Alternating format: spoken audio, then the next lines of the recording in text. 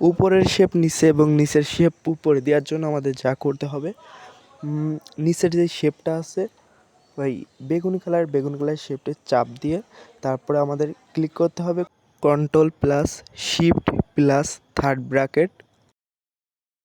এটা দিয়ে আমরা যদি ক্লিক করি তাহলে পরে নিচের শেপটা অটোমেটিক উপরে চলে আসবে আর উপরের শেপটা নিচে চলে যাবে।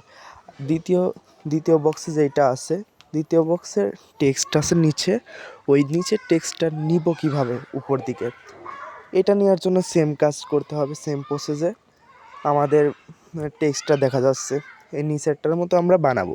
এখন টেক্সটটা নিচে দেখা যাচ্ছে তো।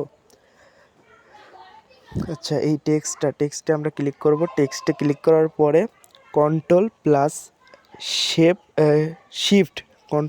শিফট প্লাস সেকেন্ড ব্র্যাকেট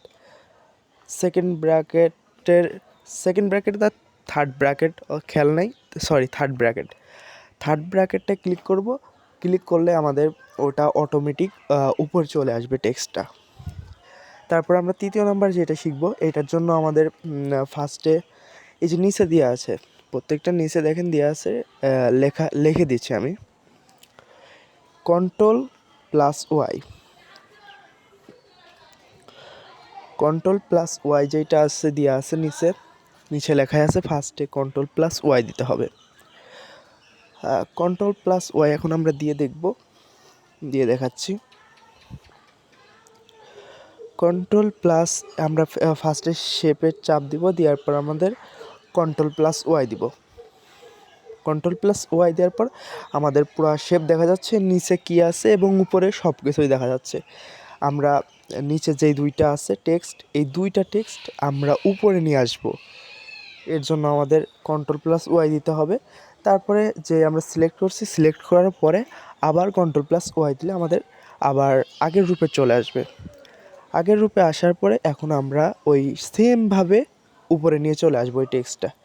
এখন control plus shift plus third ব্র্যাকেটের যেটা দ্বিতীয় নাম্বার দিতে হয় ওইটা, মানে থার্ড ব্র্যাকেট দিলে পরে আমাদের শেপটা উপরে চলে আসবে, টেক্সট প্লাস লোগো উপরে চলে আসলো। এইভাবে করলে আপনারা সম্পূর্ণ কাজটা হয়তো বা বুঝতে পারছেন। যাই হোক, এই তিনটে হচ্ছে বিশেষ করে প্রয়োজন হয় আমাদের।